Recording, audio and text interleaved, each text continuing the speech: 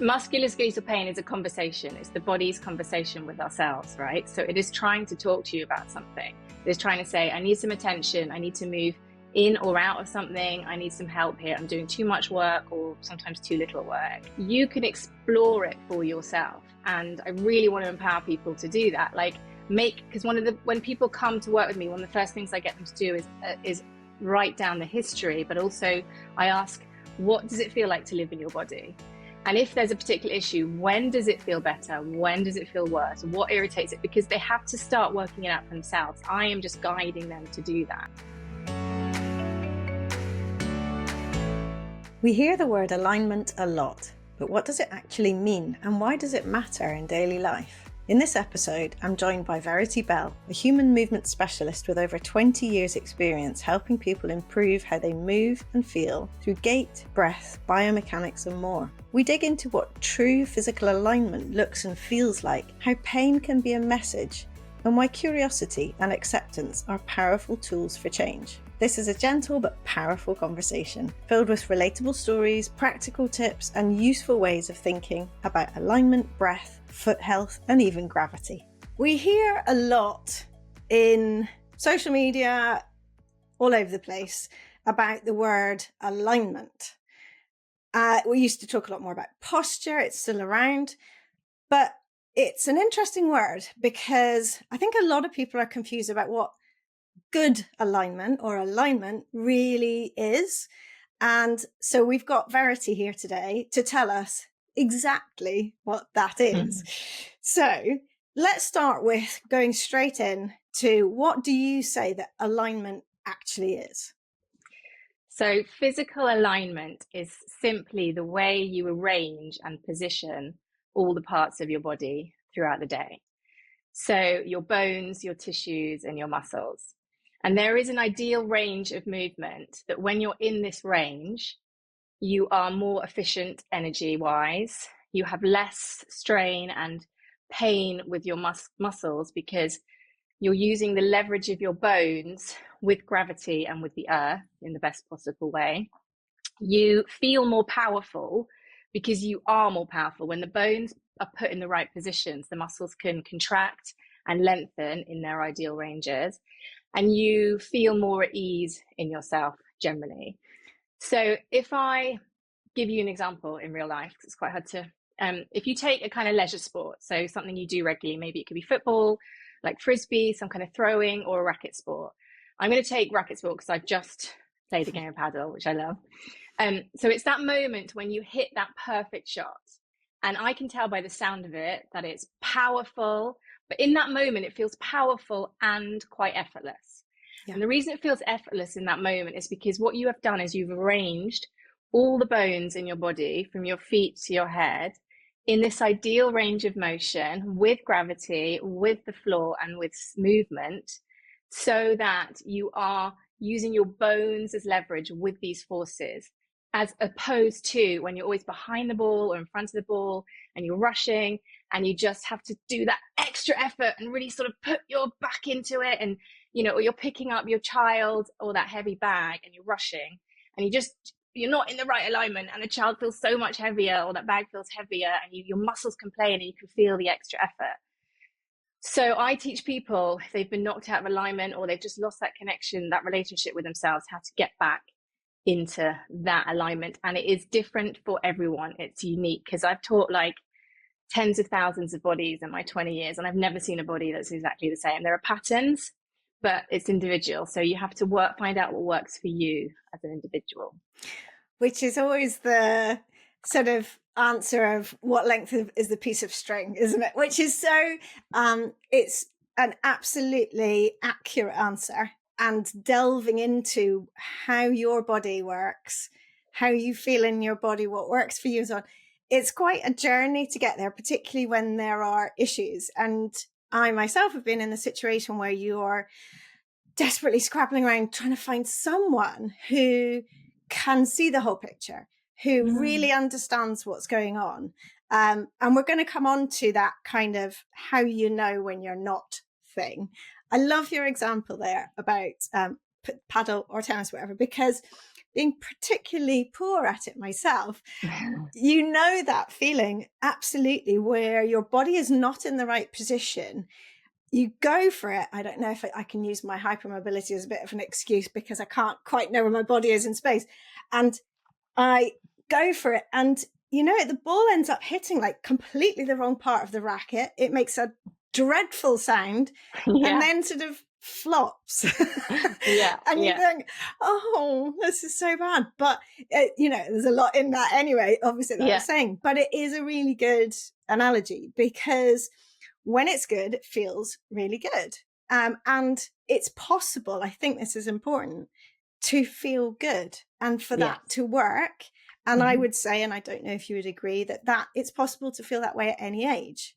Yes. It's just getting to that point through your awareness. And you're not going to feel in alignment all the time, you know, we're just not. But I think the ability to keep bringing yourself back to alignment, and that's going to change as you age. That's going to change with injury. It's a constant conversation. That's kind of my main, what I want people to take away, is building a more intimate relationship with the parts of your body in relation to gravity, because we're not really taught that. Actually, in education, we're kind of taught the opposite, to not listen to the body. Absolutely.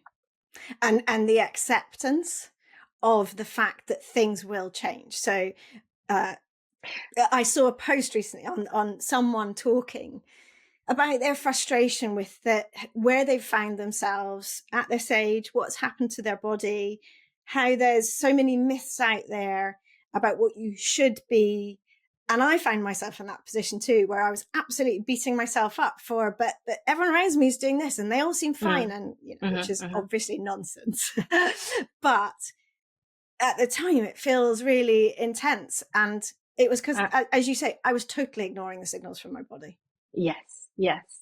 And I think, you know, I've got a very wonky body. That's why I've sort of delved into this world so deeply. You know, one of my legs is slightly shorter. I've dislocated the shoulder like 20 times. I've got a slipped disc. I've broken my leg twice. You know, I've got slightly twisted pelvis because I never crawled.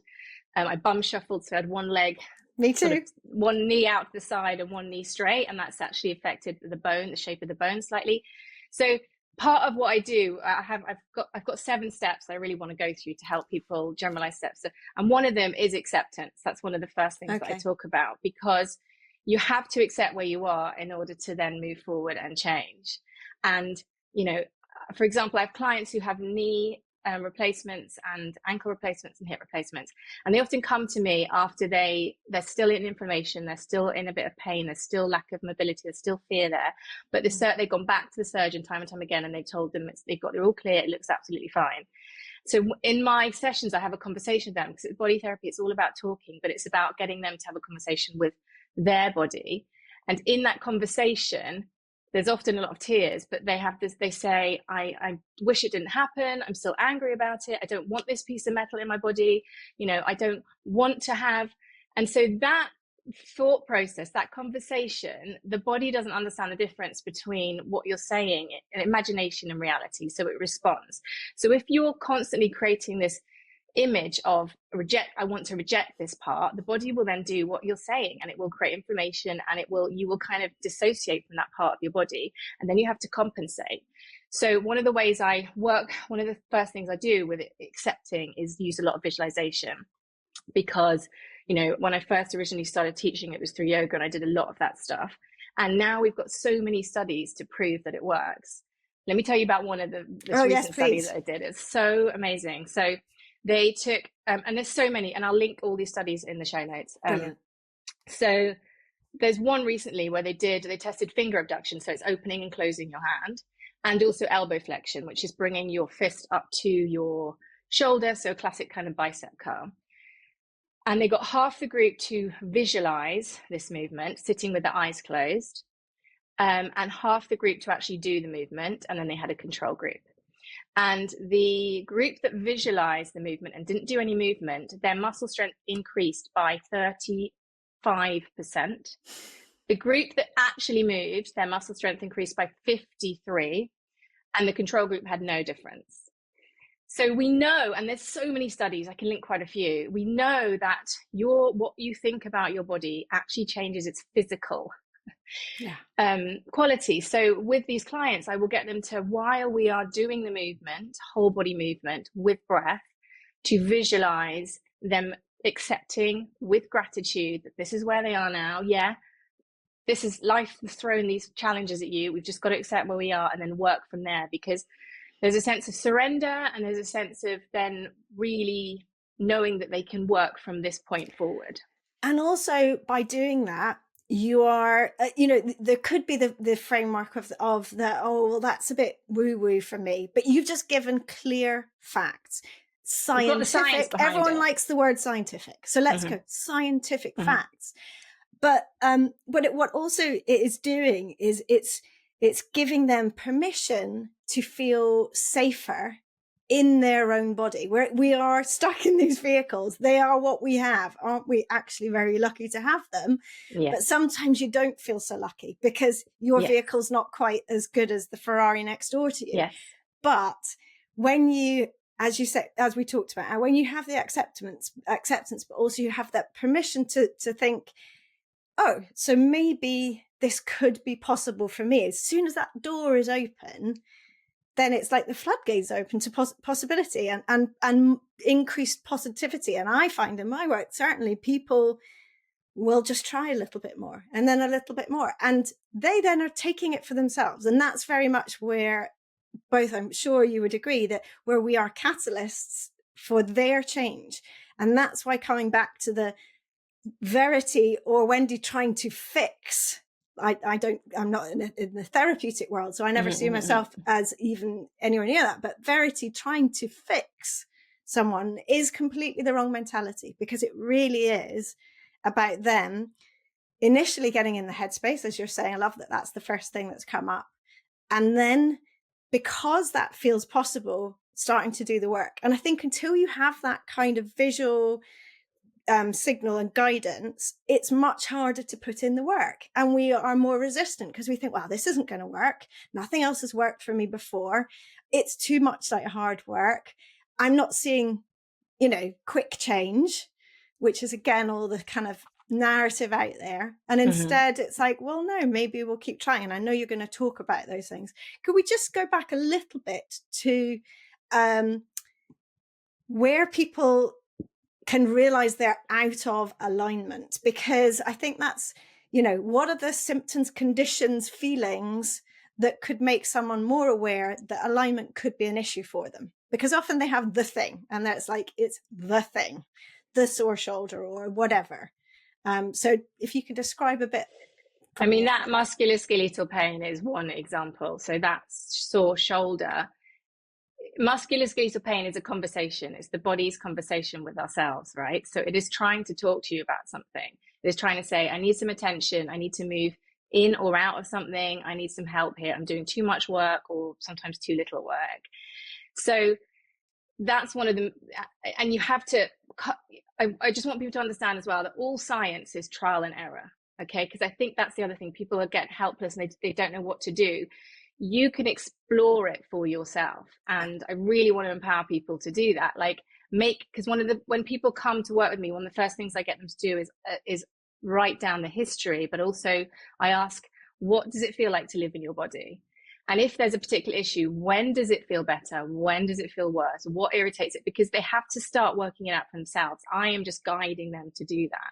And it's much more empowering when they're like, oh yeah, it's when I'm a client recently, always when I'm driving my husband to a party and my shoulders go up and I'm leaning, and she's got it now. And so she can really bring that alignment. She's noticed that her alignment in that moment has really kind of increased in physical activity. And so now she knows to check in for that, put a Post-it note on the wheel or something. And is there something, you shouldn't talk about specifics, but is that something in what she's doing that's making her have that response? Is it bringing up anxiety of some kind about going to the party, for example? There's a bit of anxiety, but we've also worked out it's to do with her. She puts her driving glasses on, and they're not quite the right prescription, so they throw off the Oh, nervous system. So there's quite a lot of, it's an investigative process. yeah. It's not a quick, like you were just saying.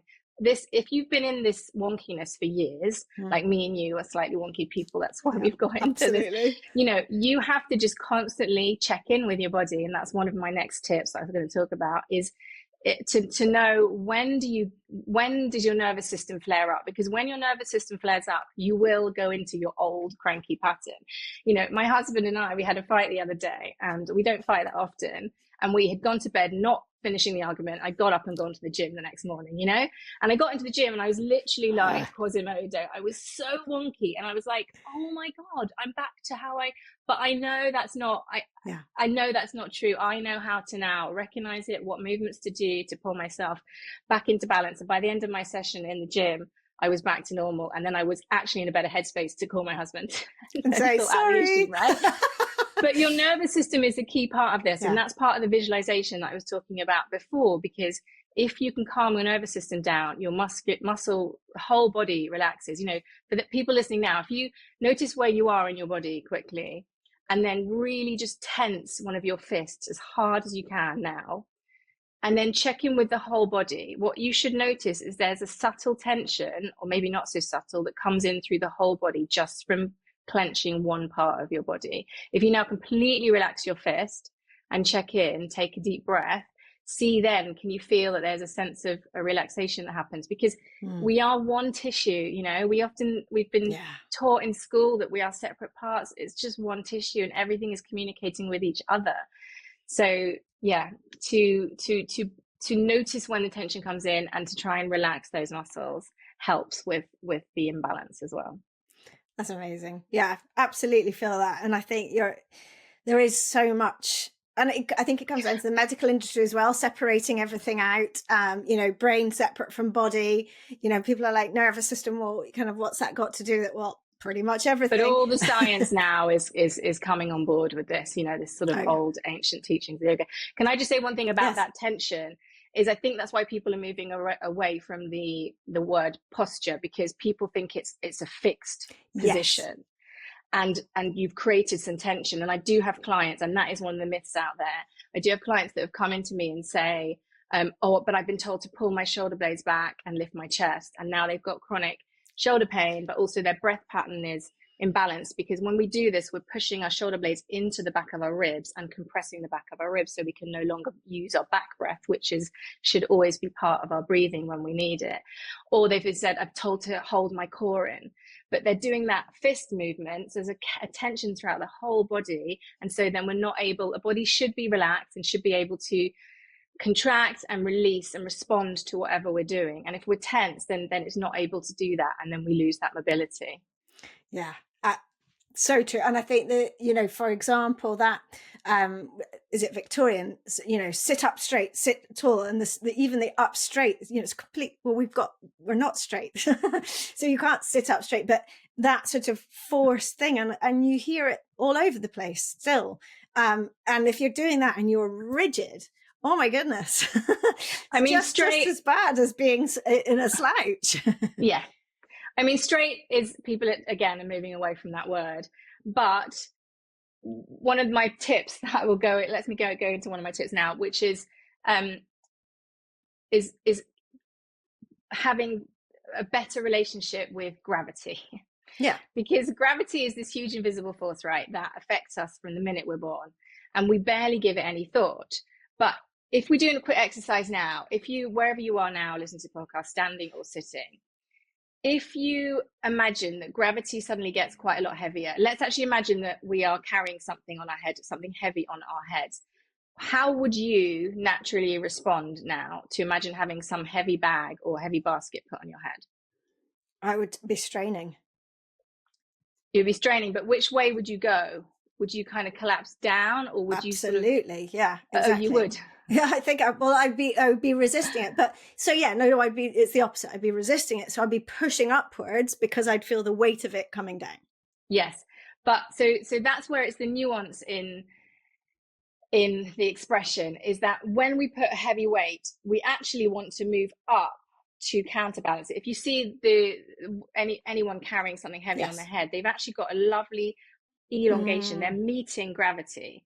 So that's the kind of alignment. We do need a sense that gravity is always there, because if we're not aware of gravity and we fall down, and my head's now forward on my ribs, I'm having to, if you imagine I put a weight now on my head, my neck and my back, like you were just saying, has to create a whole load of tension to hold me there, because I'm not in alignment with gravity.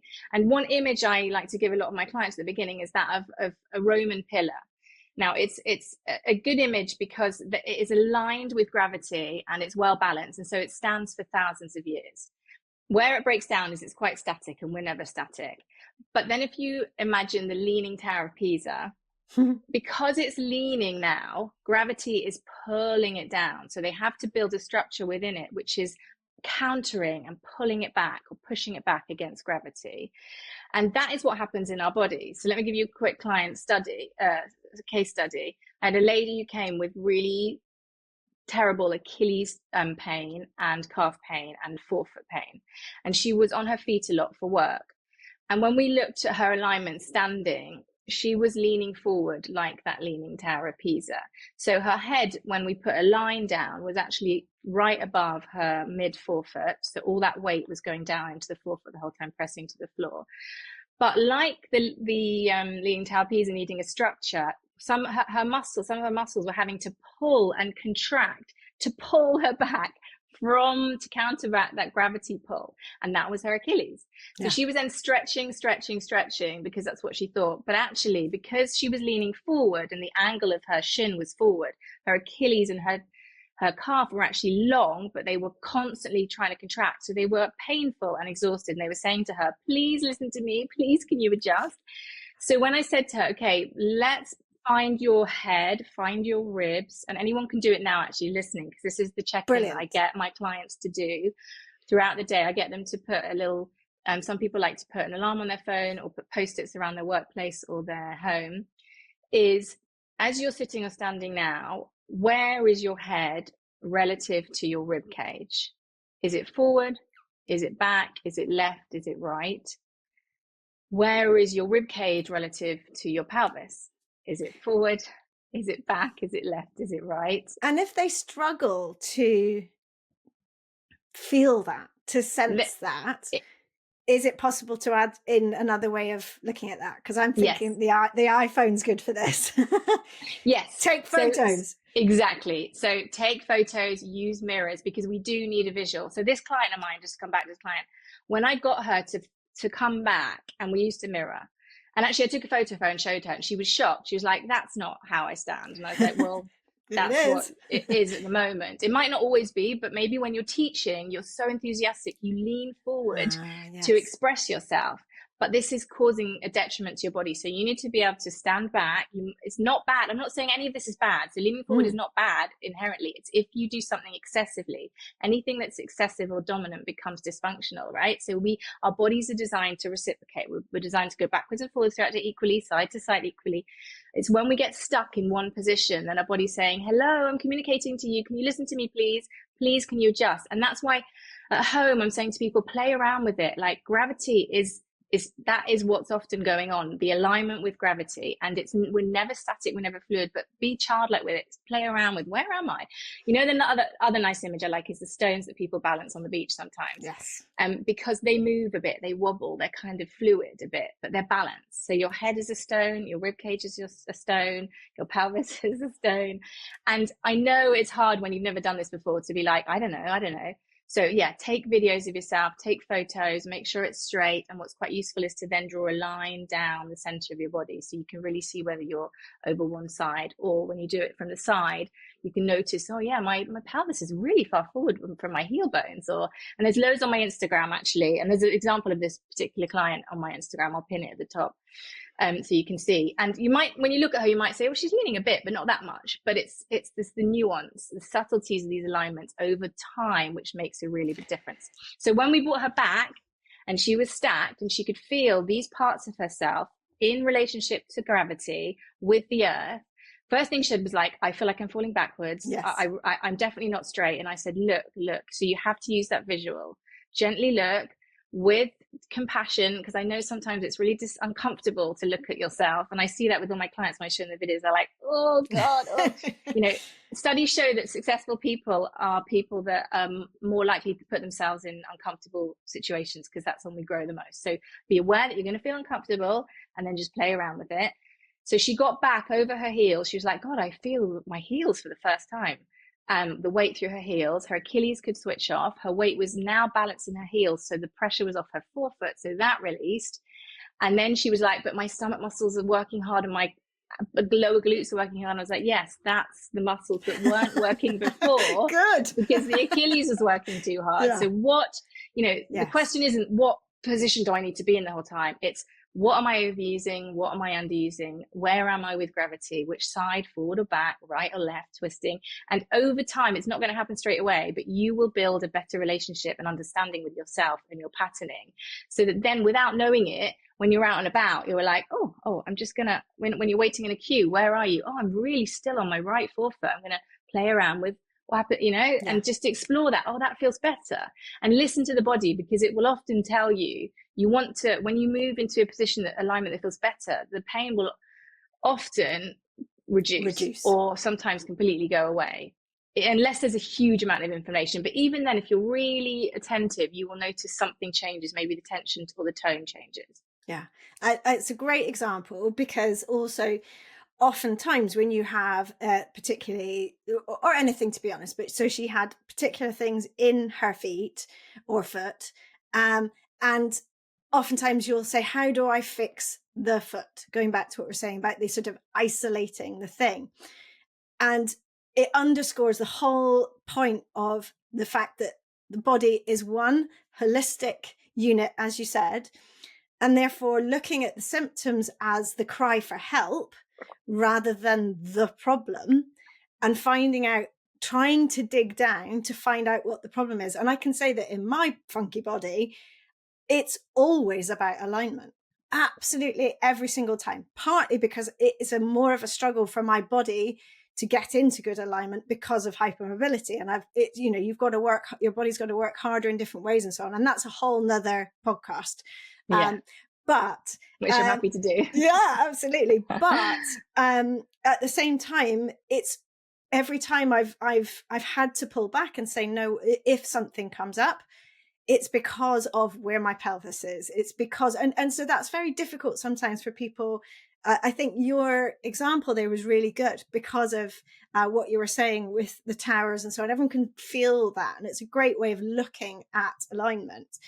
But when it's something else in the body, perhaps it's harder to bring it back to alignment. And yet the way, for example, going back to the shoulder thing, the way your shoulder is sitting on your body is very much affected by that, the alignment, because is something having to work harder because it's too far forward. Therefore, you're getting strain elsewhere. Your lower back's tricky, your hips hiked, but you have no idea about it, and so on.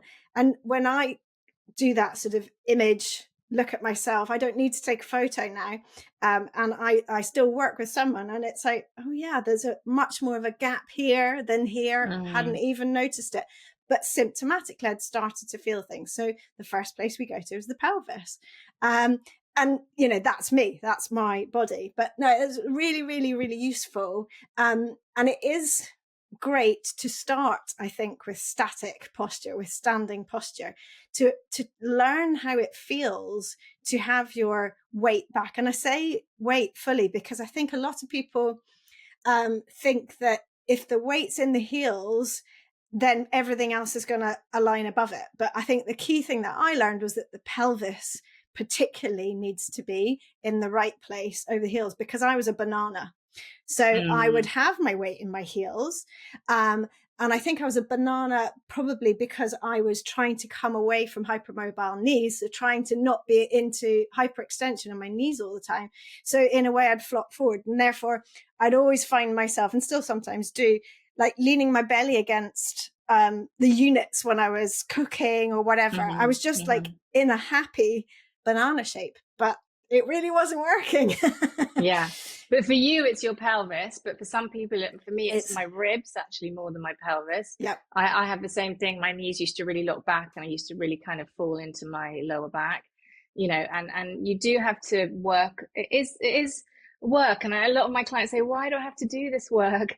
But eventually they say to me, oh, I love this work. I'm really enjoying it, because I think we just assume that the body's going to not need any attention. I don't know where we've got that from, but it's just, and also we're going to assume that not feeling anything, a silent, quiet body is the right body to have. Actually, no, it's a conversation. You need to, you're never going to have a life where you just don't feel anything unless you've kind of really switched off that connection. But then that will probably backfire at some point along the line, because it's been designed evolutionarily to have as a feedback. You put your finger in the fire, you pull it out because it hurts, and that's kind of what this conversation is about.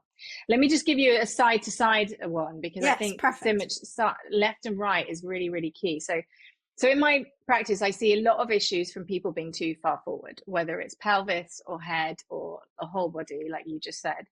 And I think it is partly because we're a fast-paced society, right? And we want productivity. And screens probably as well. And screens, right. But it also affects nervous systems. So I work with people who've had quite a lot of trauma as well. And one of the things is finding that alignment. You can see it kind of like settles that the nervous system. But you're right, the whole thing has to be stacked. Can I just say one thing in there? The one thing that really helped me was also thinking about when you're in alignment, because often we don't feel the bones so much, the joints. We can, but we'll often feel muscles.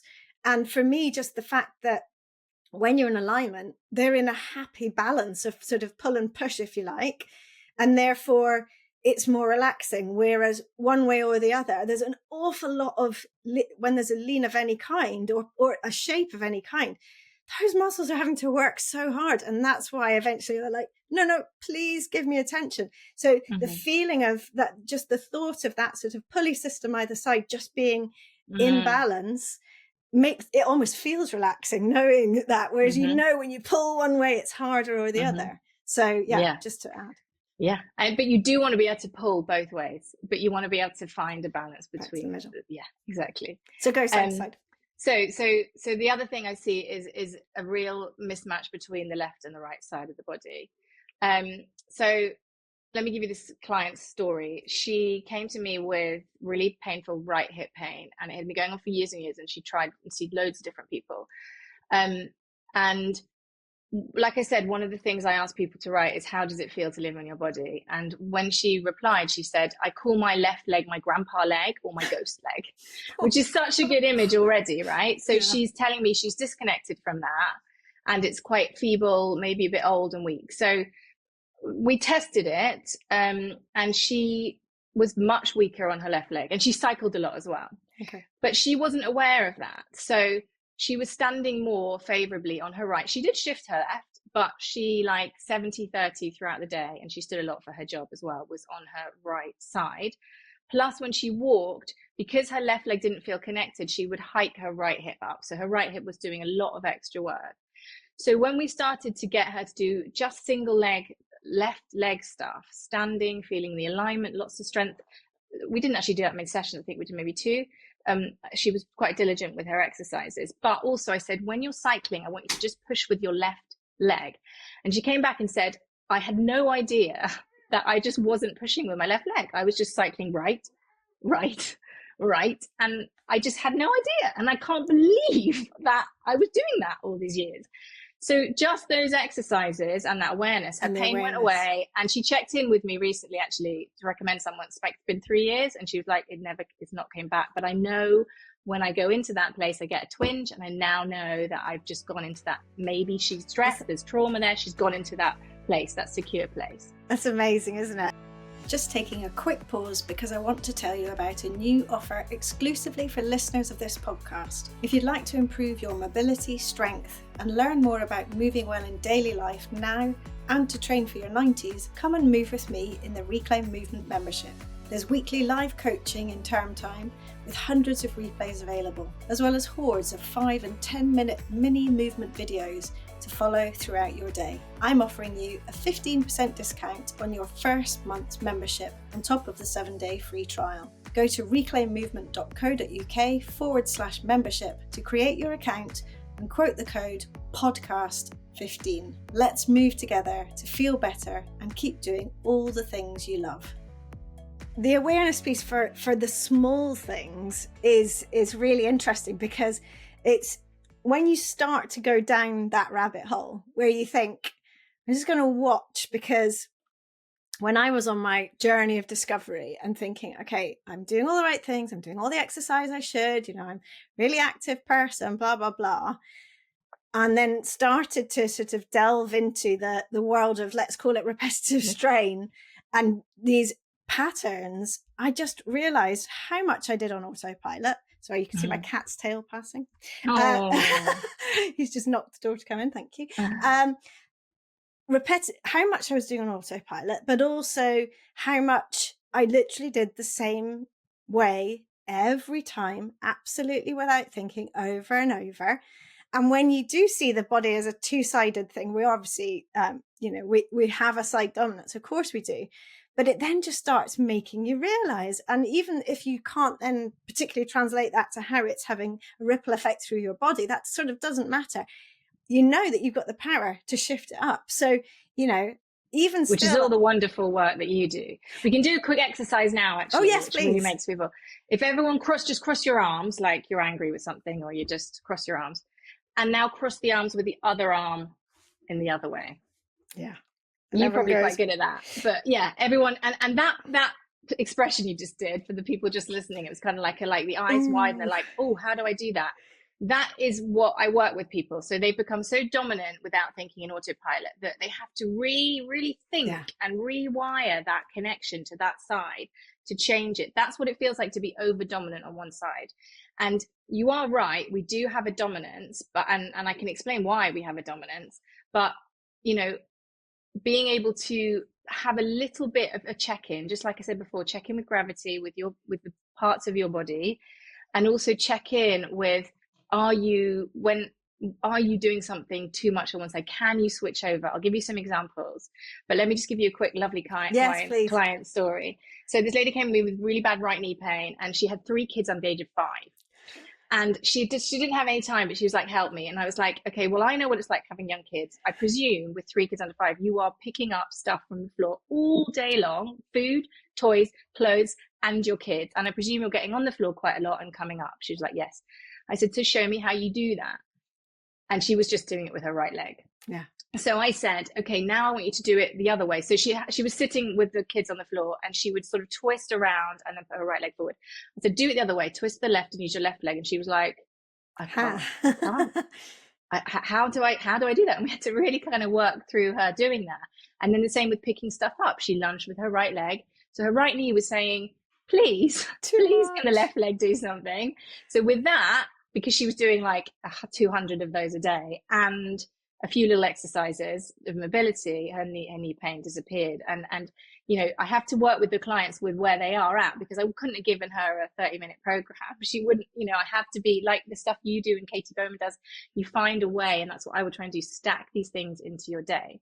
Yeah. So in terms of symmetry, like even as people can do a quick check-in now as they're sitting or standing, have you got more weight on one hip than the other when you're sitting? Or as you're standing, have you got slightly more weight on one foot than the other? And again, you can shift around, because shifting helps you feel the difference between the two. And keep checking in with yourself. A client of mine recently said to me, oh God, I realize every time I'm driving, I'm really leaning over to my right butt cheek. And she said, I mentioned it to my daughter, and my daughter was like, you've always done that, Mum. She's like, I didn't know that, and it's sometimes it can be the small things, like where are you tripping yourself up, that sometimes can take a bit of time. Like, I'm doing all the right things. Well, you're not. Somewhere, something you're doing is bringing you back into the pattern. And when, so the tip, sorry, go on. No, you go on. I don't want to say. So the tips I give people are, chew on both sides of your jaw. That's key for balance within the head alignment and the neck and the shoulders. Swing your arms equally when you walk. If you're out and about now but listening to the podcast, have a look around you, because you'll be amazed at how A, we're holding phones. Oh, yeah. B, I mean, it's funny with my kids when they were little, I used to be like, can you not hold my hand, please? Because I'm a mean mother, because I You're want to pulling swing me my out of arm. alignment. Yeah. But one arm will swing and the other arm won't. And this really key, that rotation element, to release through the ribs up through here, and for the breath, particularly alternating between sides and balance with the gait, when I do gait analysis.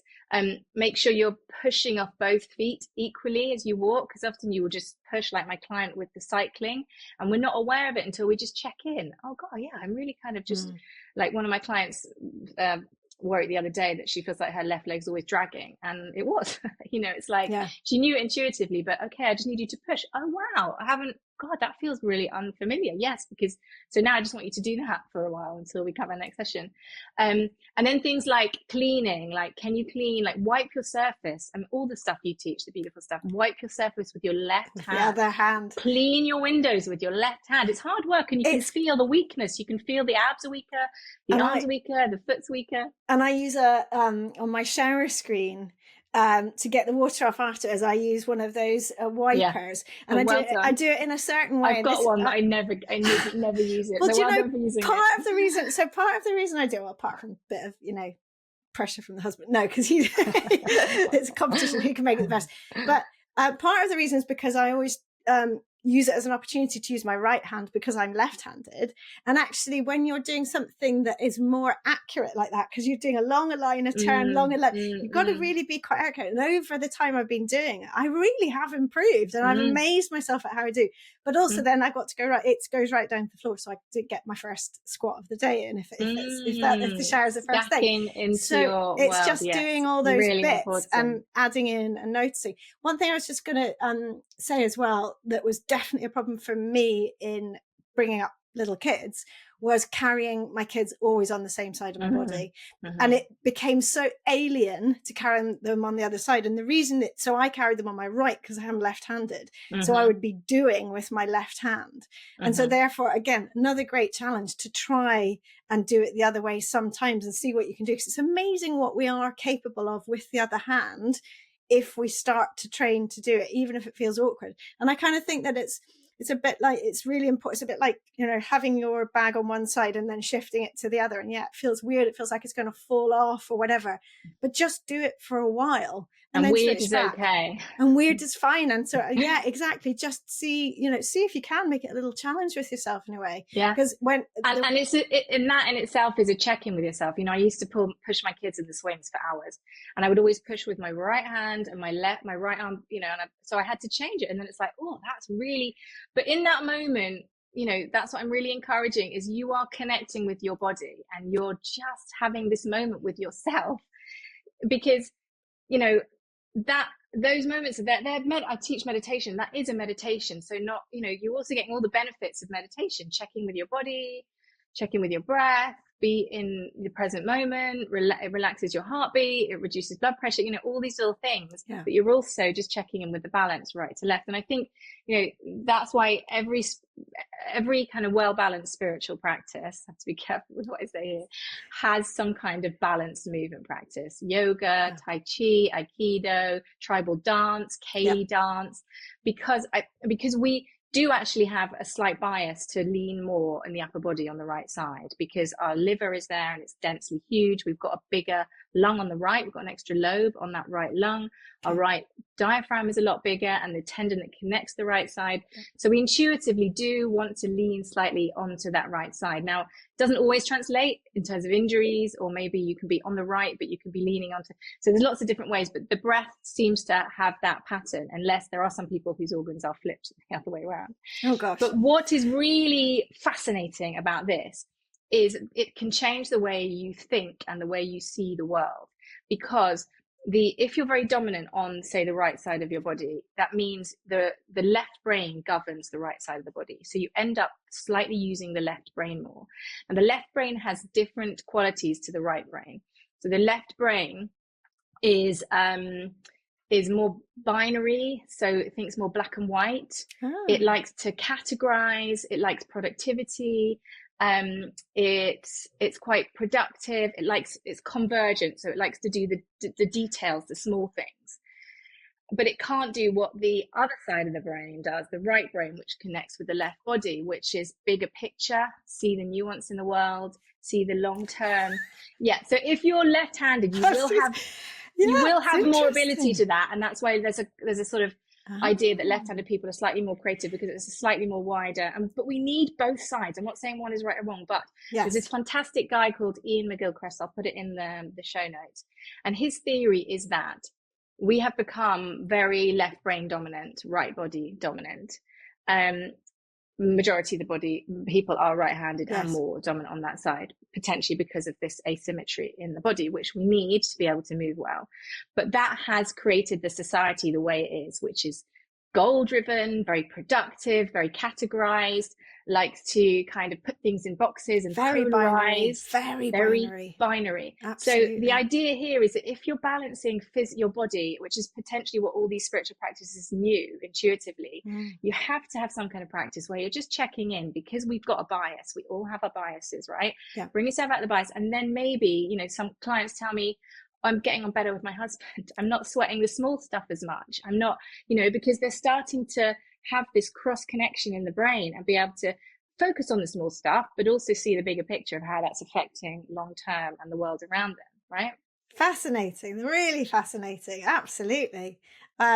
Yeah, that really explains a lot. Why my productivity is so low.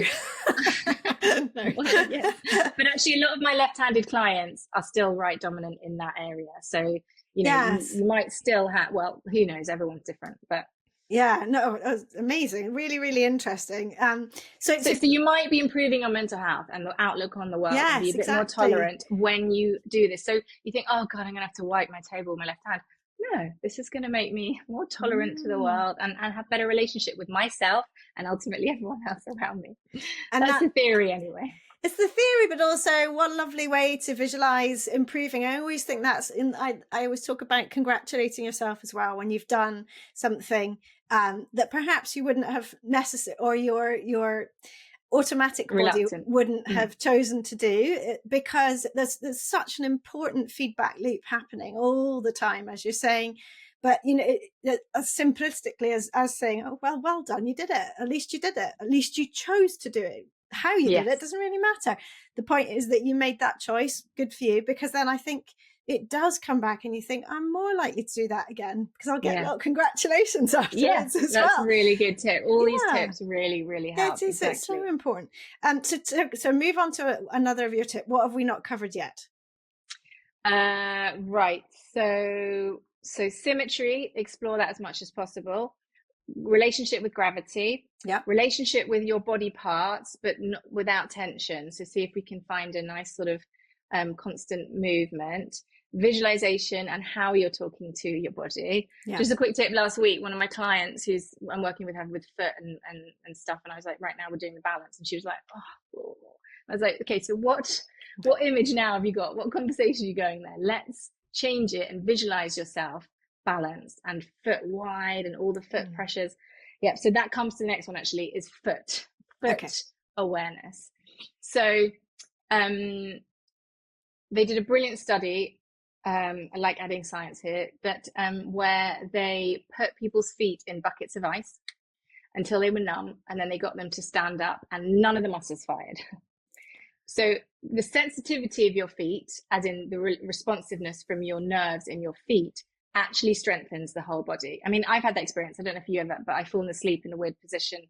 I fell asleep in child's pose once, actually, when I was a yoga teacher. So that's kneeling on the floor. And then I went to stand up and collapsed because it was so numb, it was no connection. So they especially for the aging population, stimulating your feet, walking as barefoot as possible. I know you teach all this stuff. Getting lots of textures under the feet. You can do brushing, you can do rolling. They've done a recent study with Parkinson's, which is really dear to my heart because I cared for my mum at the late stage Parkinson's, where they're putting little semicircles under the big toe, the baby toe, and the four corners of the feet, and their walk is better, their stride length is better, there's more sensory response, the feedback exactly through the body. So strong feet equals a healthier, stronger body. So there's loads on my Instagram, but you do a lot of work. Do some footwork. Play Yes. around with your Love feet. your Move your feet. toes. Love your And feet. Yeah. it's just appreciation for these little things on the bottom of a massive body, you know, to bring it right down to that. And I think understanding that they can go wrong so easily because, and again, it's the, you know, when I talk about footwear, I'm very careful because this, you know, people see the barefoot side of things again as a bit woo, a bit out there. And it's really not, because for all those reasons you were just saying, if we don't get that feedback, it can be purely mechanical, really, if you don't get that feedback. So being barefoot, as in no shoes, is really important. And some people actually lose the ability to do that at all. They're fearful of that. It feels really uncomfortable. And it's, I always encourage and say, but that you can get that back. You can start to enjoy the feeling, and there's lots of different ways you can do it. And again, it's the small changes, the just trying, and being open to trying. Because, for example, walking on the grass, you know, much more comfortable surface. It's a bit like the outdoor carpet, but a lovely way for you to sort of stimulate. There's always like slight undulations, very slight, but it can just help you to just start to bring those nerve endings back to life a little bit, because we can actually lose the nerve endings in the feet, which give that importance. And then if we think about what we were talking before about pillars and so on, then how does your body know, your brain know where you are in space, if the foot that is the contact with the ground, if it can't tell you what's happening? And I think it's to make the connection with falling. Everyone's going to keep falling. I think falls prevention is a tricky area, in that we can't prevent falling, and falling will happen. How we fall is another thing, but that, you know, to be giving the most information to our brain and our balance system about what's happening, it starts and almost ends in lots of ways with the, you know, the majority is coming from that foot. And if it's in a squishy, sorry to go on, but I went I think I've said it in a previous episode, so apologies for repeating myself, but I went to go and buy some shoes with my son recently, and you could always get, he doesn't want to wear barefoot shoes. Fine, I'm not going to pressurize him to do that. My kids won't either. No, but that's fine. They'll come onto it eventually. But we were looking for something with a nice thin sole that was really sort of simple, allowed lots of movement, and you could always find that before. And we were just faced with this wall of massive, squishy, high heeled. So when we come back to that Leaning Tower of Pisa, everyone is a Leaning Tower of Pisa if they're having to counteract the fact that the back of their shoe is higher than the front, literally all the time that they're walking. And it, like you were saying, it's the nuance. It's the fact that it's subtly happening a little bit, a lot of the time, that then adds up to becoming a problem. So I think I love the fact that you brought feet into it, because it is so key. And you know, we've got to love them. And going slowly and gently, like, you know, do little bit at a time, because I have quite a few older clients and their feet have become very sensitive. I think our skin does become more sensitive as we age, but also it's because they have just worn shoes, that generation, their whole life.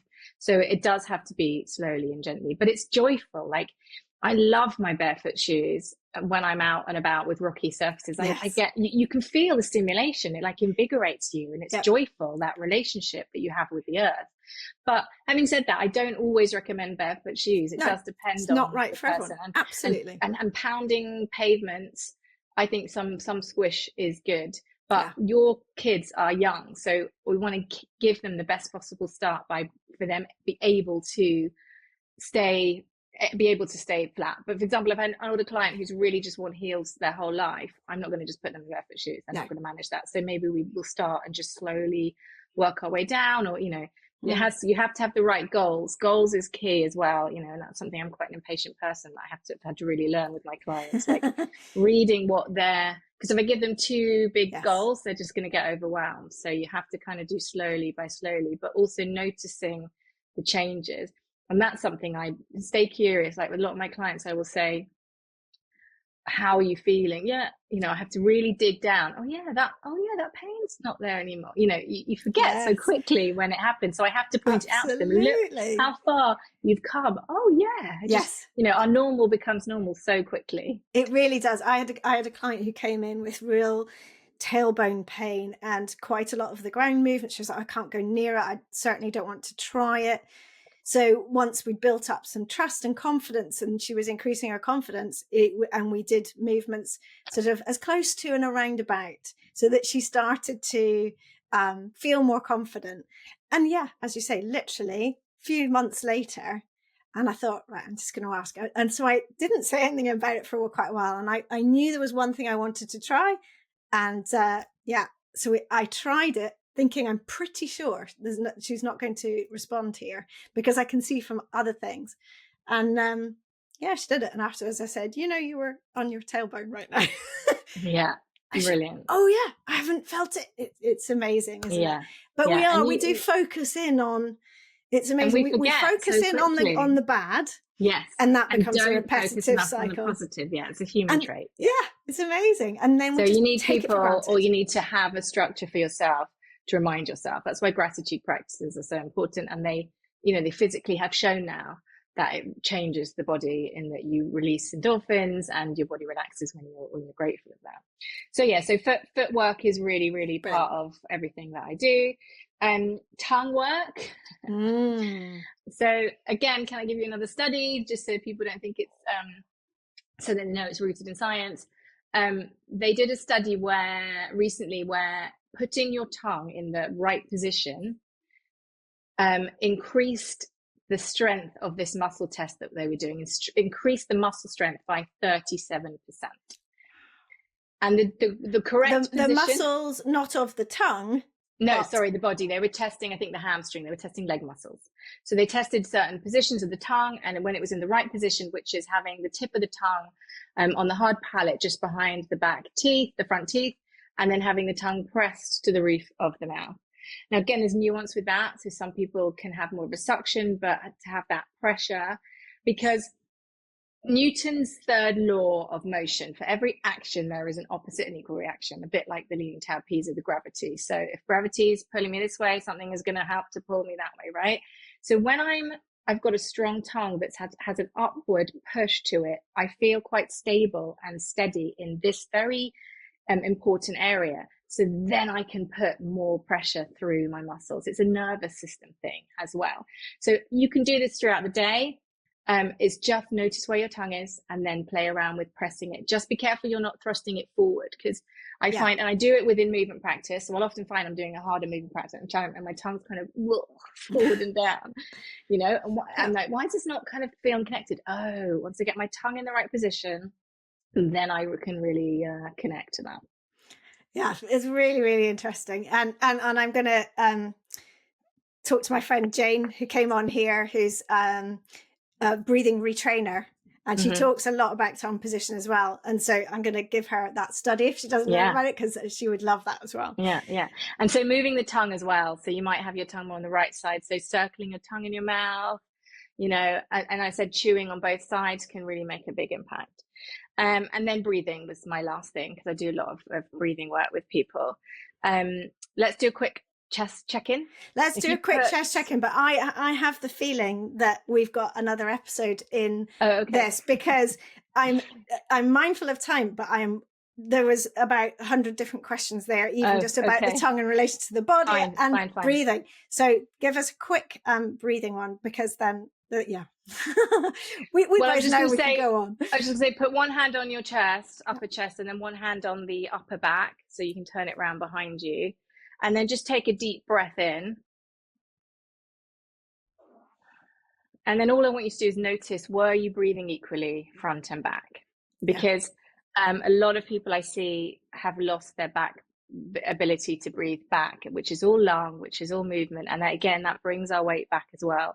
So a lot of our people I see, and maybe it's the people I see that are in pain, so that's why they're, that's the patterning, but it's this forward sort of breath, and often it's very belly breath. There's a myth out there that belly breath is the correct breathing way to breathe. That is really not.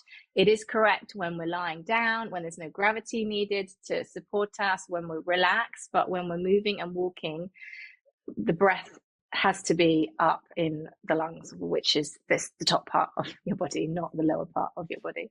So and again, there's no right and wrong. It's about getting a good equal balance and be able to get into all areas of your body when you need it. So when you're reaching for that, when you fall off that curb and you're reaching for that something or other, your body can breathe into that area to support you. If there's no ability to do that, then you will topple forward, right? So yeah, it's a balance. That's a whole nother layer, isn't it, to falling as well? Exactly. And I think what I found useful, particularly with assessing the breath, because we want to breathe as deeply into the lungs as we can so that we're getting really as much oxygen into our blood as possible, is where... Well, it depends what you mean by deep.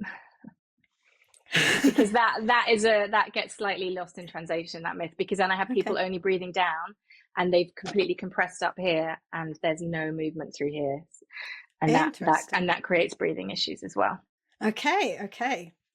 But yes, we do. So deep, I think, is misunderstood for down, right? Instead of, can you have a long... Well, that's exactly what I was about to say. Is once something that I found very useful was putting my hands on the lower part of the ribs either side. And I was doing this with my son actually the other day, but having the thumbs at the back and the forefingers forwards, and then taking in that sort of diaphragmatic breath, and seeing if your thumbs do actually move at all. And I find that great, not just because it helped me assess whether I was, but also it gave me the feedback. I'm always telling people, if something's not quite working, tap the thing so that your brain goes, oh, you mean that? And it's often glutes. I often find people are like, I can't feel anything. It's like, well, let's just see if we can bring that connection back. It's a really important tool, that, to touch. Yeah. If you've lost the connection, use your touch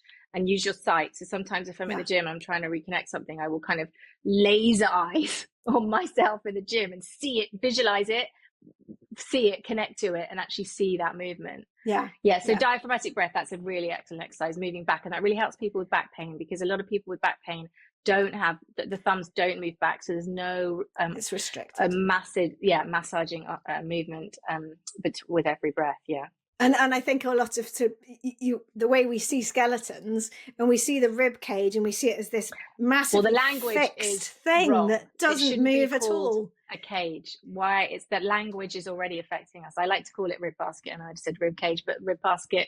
Okay. I don't know what it's the ribs are designed to move, and a lot of people come to me and say, "Oh, I've been told if I see any breath up here, I'm not breathing right. It needs to be belly breath." And they've got their breaths off. They've got sometimes voice issues. They've got neck issues. They've got anxiety, because we should be able to breathe.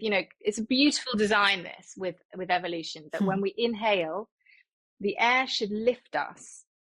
Like when you're in the bath, sometimes you take a breath, it lifts you, right? Yeah. It should elevate and lift us throughout our day. And then when we exhale, our core should draw in, and because we're liquid sac inside, it also squeezes up. So with every proper breath, we're countering gravity the whole time, and we've got this sort of lightness in us, which is part of the alignment with the breath. And that just takes a bit of practice when we've lost it. And sometimes, that's why breath practice is useful, because we will lose that. I lose that all the time. Yeah, absolutely. And you do see it all the time. And even people's relationship with their diaphragm and whether it is working well or not at all. It's a whole nother big... I mean, it's always working. Of course it is, because otherwise you'd be dead. But working optimally. But where are you working? Are you working it more in the front and the back? Can you get this whole lovely area expansion? The bellows, the full bellows that we... I mean, I used to have a lot of back pain, and actually when I was teaching yoga, before I really understood biomechanics, I was doing lots of back bends because I could, but I wasn't breathing in that area. And so when I first started to get the breath into the back, it got rid of all of my back pain, but it just felt so joyful and exciting to be like, oh my God, I haven't done that for 10 years. This is an area of my body that I just foraged new ground, like going up Mount Everest and being like, ah, you know, it's like these things are so joyful. They will bring you well-being and joy when you explore it, but just little by little by little, just play around with it. You know, I sometimes think people are so fascinated with what's out there, but what's going on in here is so incredible. Yeah. And sometimes we're not even aware of the fact that that thing is limiting us until we work through it and notice it. It's like sort of parts of your spine being more rigid than others, and you know, not even having, you know, having, like we talked about before, where you know, the knee is causing you problems, but you haven't once thought about your ankle or your hip and what they're doing, and all that it's just this complete relationship between everything that's so important. And yes, sometimes you can't do all this necessarily yourself. You can't see it yourself. You're not trained to, of course not. And finding someone like you that can come and go, yes, I can see this, because you've got a trained eye. Finding that is really important, but there's so much you can also do. Hopefully lots of tips in this episode where you can just start to open that awareness floodgate, hopefully, to just be having that, like you're saying, just connecting in with that vehicle you're in, and saying that it's not all wrong, it's not all broken, it's not that it can't be fixed, because it's so easy to get into that really negative, you know, where have I got this from? How did I get to this place? This is never where I wanted to be. And I appreciate all those feelings, and we can still go through dips, of course we can, but to try to stay on the side of inquiry, curiosity, and positivity is more likely to come. I think curiosity is the key, like just open curiosity, and okay, I have got this limitation that might never change, but what can I work with it? And what can I do daily that will stop it getting worse and maybe improve it, but just keep myself as balanced as I can. Absolutely. Very wise words. Really enjoyed talking to you, Verity. It's been absolutely fascinating. As I said, I've got about 100 more questions. So we definitely have a part 2 in the making. Okay. Thank you so much for your time. I'm really grateful. And to everyone listening, as you said, I'm going to link lots of stuff into the show notes. If you're interested in reading that, then please do go and find them. They're always linked in whichever app you're in. And come and visit Verity's Instagram. It's very useful. There's a lot of more technical stuff on there, but it's still great to just make you think differently and perhaps see things. So yeah, thank you so much. Yeah, pleasure. I hope you've enjoyed listening, and if you have, you can help by doing 3 things. First, press the follow button to tell podcast platforms you want to listen again. Second, please give the show a 5-star rating and leave a review about why you liked it. And third, I'd love you to share it with friends and family or on your socials, for which I'm truly thankful. Finally, if this podcast is making you want to start reclaiming your own movement, join me in the Reclaim Movement membership for classes, both live and by replay, and countless videos of mini movement breaks to add into your daily life, covering practical and fun, important natural movements. Visit reclaimmovement.co.uk/membership to get started with your 7-day free trial. See you for the next episode, and thank you so much for listening.